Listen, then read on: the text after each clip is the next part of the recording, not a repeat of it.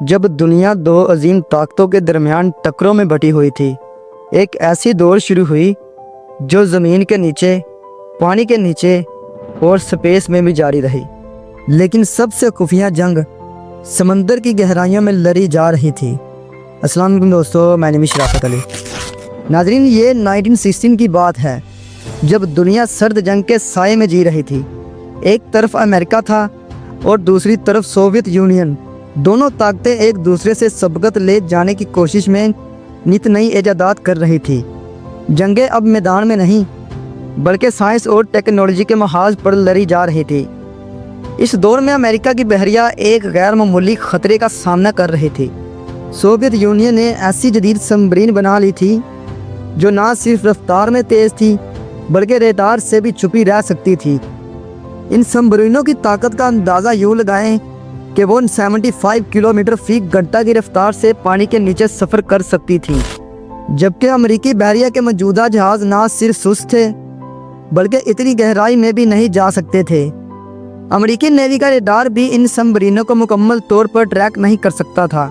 یہی وہ وقت تھا جب امریکہ نے فیصلہ کیا کہ وہ کچھ ایسا بنائے گا جو ان سوویت سبمرینوں کو نہ صرف چیلنج کرے بلکہ ان سے بھی آگے نکل جائے۔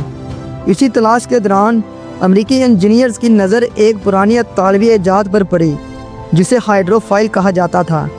1906 میں ایک اطالوی انجینئر نے ایسا بوٹ بنایا تھا جو پانی کے اندر لگے پروں کے ذریعے تیزی سے حرکت کرتا تھا۔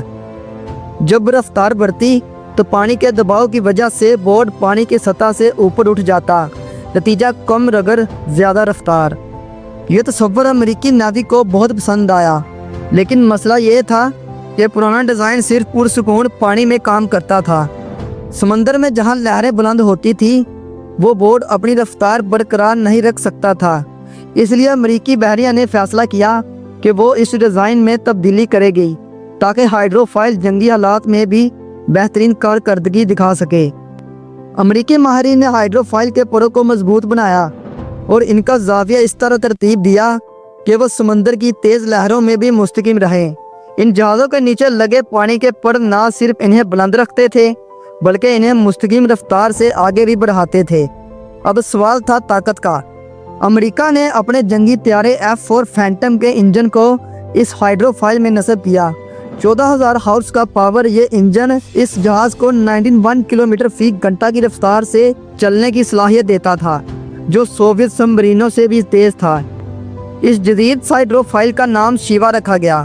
اس میں نہ صرف طاقتور انجن تھا بلکہ ایک اعلیٰ درجے کا خودکار کنٹرول سسٹم بھی تھا جو شدید لہروں میں بھی اسے متوازن رکھتا تھا۔ یہ جہاز 320 ٹن وزنی تھا اور دنیا کے سب سے تیز جنگی ہائیڈروفائل میں سے ایک تھا۔ رفتار کے ساتھ ساتھ اس میں اضافی جیٹ انجن بھی لگایا جا سکتا تھا جس کی مدد سے یہ 170 کلومیٹر فی گھنٹہ کی رفتار تک بھی جا سکتا تھا۔ یہ سب کچھ امریکی بحریہ کے لیے ایک بڑی کامیابی تھی۔ اب وہ سوویت سبمرینوں کو تعقب کر سکتے تھے، ان کا پتہ لگا سکتے تھے اور اگر ضرورت پڑی تو انہیں نشانہ بھی بنا سکتے تھے۔ اگرچہ شیوا ایک شاندار ایجاد تھی لیکن وقت کے ساتھ ساتھ جنگی حکمت عملی بھی بدل رہی تھی۔ 1974 تک جب یہ ہائیڈروفائل مکمل تیار ہوئی، ایک اور طاقتور ہتھیار سامنے آ چکا تھا: ہیلی کاپٹر۔ ہیلی کاپٹر نہ صرف تیزی سے حرکت کر سکتے تھے بلکہ آسانی سے کسی بھی سبمرین کو ٹریک اور نشانہ بھی بنا سکتے تھے۔ ان کے استعمال سے پتہ چلا کہ ہائیڈروفائل جتنے مہنگے اور بھاری جہاز کی ضرورت نہیں۔ اگرچہ ہائیڈروفائل رفتار میں بہترین تھے لیکن ان میں کئی خامیاں بھی تھیں۔ یہ بھاری ہتھیار نہیں اٹھا سکتے تھے، زیادہ تیل استعمال کرتے تھے، ان کی مرمت اور دیکھ بھال مہنگی تھی۔ روایتی جہازوں کے مقابلے میں یہ کم موسم ثابت ہوئے، اس لیے امریکی بحریہ نے صرف 6 ہائیڈروفائل تیار کیے جنہیں پیکسس کلاس کہا گیا۔ یہ صرف ساحلی گشت کے لیے استعمال ہوئے اور ان کا کوئی بڑا جنگی استعمال نہ ہو سکا۔ 1991 میں سوویت یونین کے ٹوٹنے کے بعد سرد جنگ کا خاتمہ ہوا۔ اس کے ساتھ ساتھ 1994 میں تمام ہائیڈروفائلز کو بحریہ سے ریٹائر کر دیا گیا۔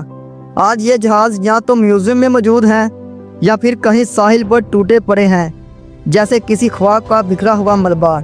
یہ کہانی ہمیں بتاتی ہے کہ ٹیکنالوجی کبھی کبھار دشمن کے خوف سے بنتی ہے اور کبھی یہ خود وقت کی نظر ہو جاتی ہے۔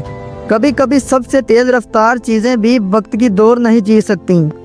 ہائیڈروفائلز آئیں، دشمن کو چیلنج کیا، لیکن وقت نے انہیں بھی نکارے پر پھینک دیا، اور یوں ایک انقلابی خواب سمندر کی گہرائیوں میں کہیں دفن ہو گیا۔ امید کرتا ہوں ناظرین ہماری یہ ویڈیو اپنے پیار بڑے لائک سے بھرپور شیئر کریں گے۔ آپ کے پیار بڑے کمنٹس کا بے حد شکریہ۔ ملتے ہیں اگلی شاندار ویڈیو میں۔